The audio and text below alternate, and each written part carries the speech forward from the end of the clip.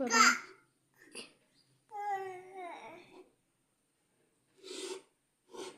ছানাটা মেখে নিয়ে 1 চামচ সুজি, 1 চামচ চিনি, 1 চামচ ময়দা, উপকরণগুলো মিশিয়ে ভালো করে হাতের তালুর সাহায্যে মেখে নিতে হবে যতক্ষণ পর্যন্ত চিনি গলে না যায়। ছানা মাখা শেষ, এবার মিষ্টির শেপ দিয়ে নেব। মিষ্টির শেপ দিয়ে নিচ্ছে।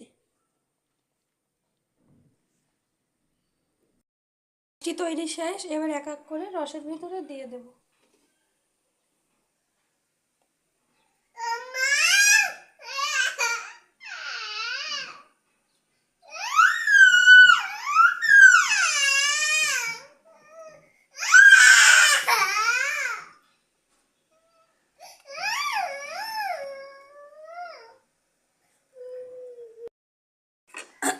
আর এক সাইডে আমার রসমালাইয়ের মালাইটা রেডি হচ্ছে।